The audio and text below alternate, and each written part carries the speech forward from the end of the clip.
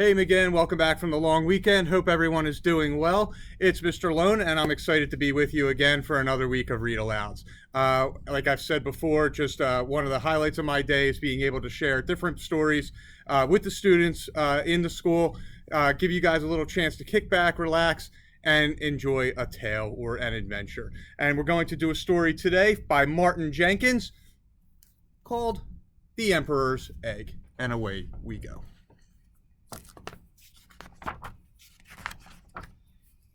Down at the very bottom of the world, there's a huge island that's almost completely covered in snow and ice.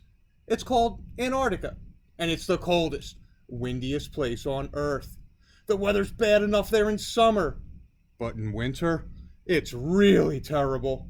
It's hard to imagine anything actually living there.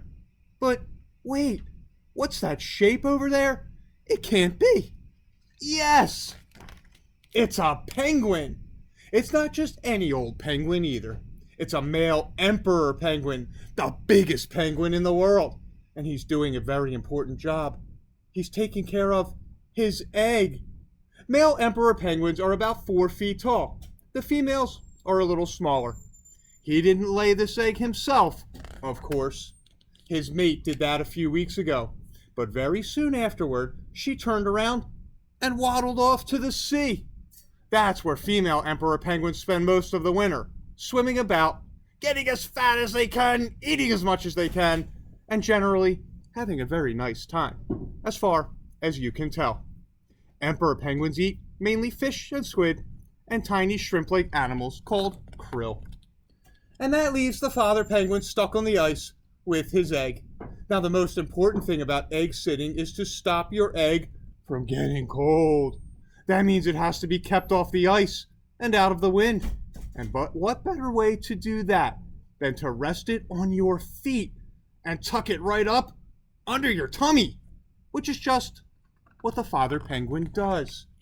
And that's how he'll stay for 2 whole months until his egg is ready to hatch.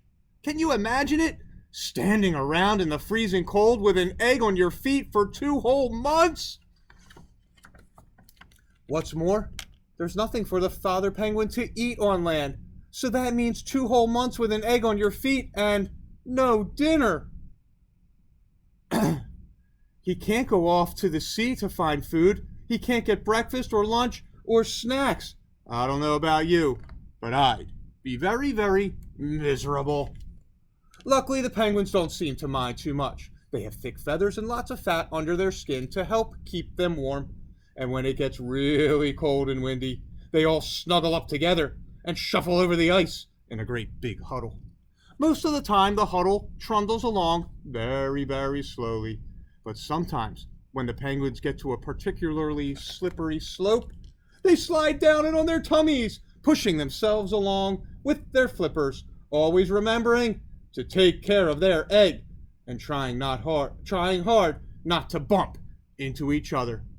And that's how the father penguin spends the winter, until one day he hears a chip, chip, chip. His egg is starting to hatch. It takes a day or so, but finally the egg cracks right open, and out pops a penguin chick. Now the father penguin has 2 jobs to do. He has to keep the chick warm, and he has to feed it. But on what? The chick is too small to be taken off to the sea to catch food, and it can't be left behind on the ice. Well, deep down in the father penguin's throat, there's a pouch where he makes something a little like milk, and that's what he feeds to his hungry chick. The father penguin can make only enough of the milky stuff to feed his chick for a couple weeks. But just as he's about to run out, a dot appears on the horizon. It gets closer and closer, and yes, it's Mom. She starts trumpeting hello, and the father penguin starts trumpeting hello, and the chick whistles. The racket goes on for hours, and it really does sound as if they're extremely pleased to see each other. As soon as things have calmed down, the mother penguin is sick, right into her chick's mouth.